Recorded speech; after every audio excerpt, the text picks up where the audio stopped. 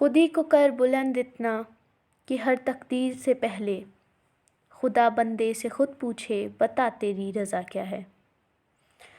मुझे पूरा यकीन है कि अल्लामा इकबाल साहब का ये शेर आपने पहले भी सुना होगा, लेकिन आज मैंने इस वीडियो में इस शेर का यूज़ क्यों किया, इसलिए किया क्योंकि अक्सर एक क्वेश्चन एक क्वेरी ये है कि जब भी हम पढ़ने बैठते हैं, ज़्यादातर स्टूडेंट्स वो पढ़ना चाहते हैं, वो चाहते हैं कि वो मैक्सिमम टॉपिक्स को कवर करें, लेकिन दिक्कत ये आती है कि थोड़ी देर बाद बहुत सी बेचैनी होने लगती है। उन्हें लगता है कि अब हम नहीं पढ़ पाएंगे, है ना, हमें समझ में ही नहीं आ रही हैं चीज़ें।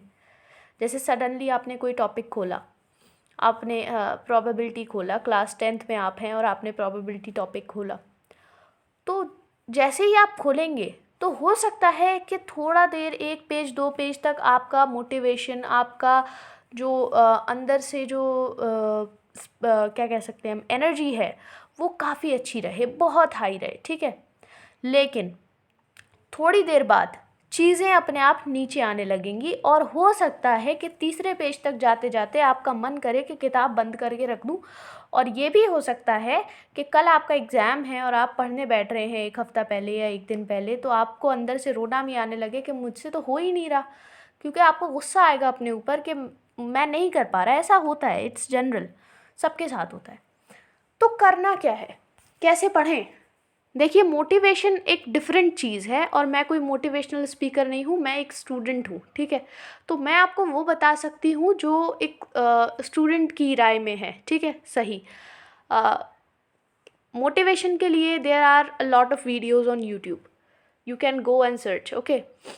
लेकिन प्रॉपर आपको करना क्या चाहिए? देखिए, जैसे मैंने भी आपको प्रोबेबिलिटी का एग्जाम्पल दिया, तो आपको समझ में इसलिए नहीं आ रहा है क्योंकि आपका बेस क्लियर नहीं है। जब वहाँ टर्म्स यूज़ किए जा रहे हैं, टेक्निकल टर्म्स, है ना, तो आप समझ नहीं पा रहे कि ये है क्या।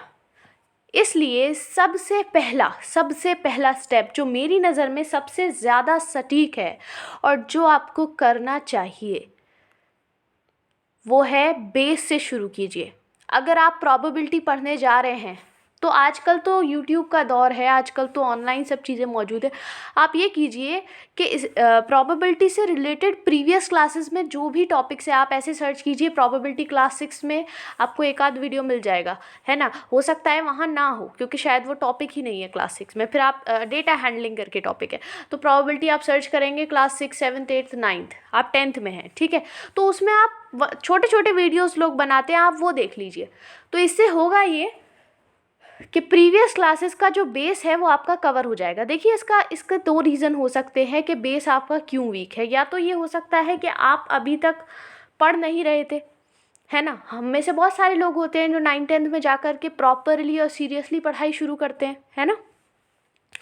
या दूसरा रीज़न ये हो सकता है कि आपने पढ़ा तो था, लेकिन आपने काफ़ी समय बीत गया है, इसीलिए अब आप चीज़ों को भूलने लगे हैं और अब आपको रिकॉल करने में बड़ी दिक्कत हो रही है। तो बेस से शुरू कीजिए। कोई भी टॉपिक पढ़ रहे हैं तो कोशिश कीजिए कि पहले जो उस टॉपिक से रिलेटेड जो पिछला जो कुछ है उसको आप निपटा लें। सबसे पहली कोशिश अगर आप ये कर लेंगे ना, तो बहुत आसान हो जाएंगी चीज़ें। जैसे मान लीजिए आप जाते हैं क्लास 11th में, ठीक है।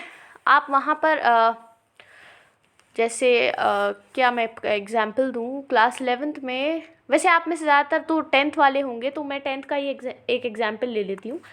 जैसे आप पढ़ते हैं the topic that is related to political parties, okay, जो कि आपके CBSE टर्म 2 का पार्ट भी है।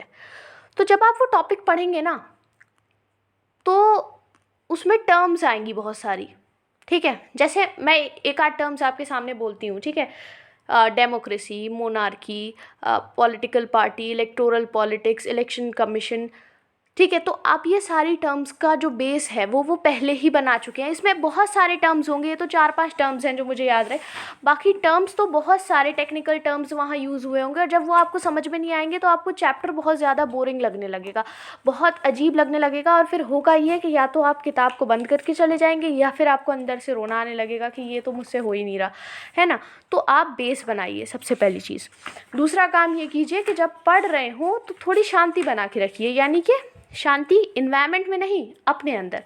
मान लीजिए आप तीसरे पेज पर हैं, अब आपको उलझन सी हो रही है कि पढ़ा नहीं जा रहा है, समझ में नहीं आ रहा है, कोई दिक्कत नहीं है, थोड़ी देर और शांति बनाए रखें तो हो सकता है 1-2 पेज जब आप और आगे जाएं तो चीज़ें अपने आप क्लियर हो जाएं। हो सकता है जो चीज़ें आपको समझ में नहीं आ रही हैं उनको आगे समझाया गया हो, है ना। और आगे एक और पॉइंट मैं कहूँगी, चीज़ों को समझने की कोशिश करें जितना ज़्यादा हो सके, ठीक है।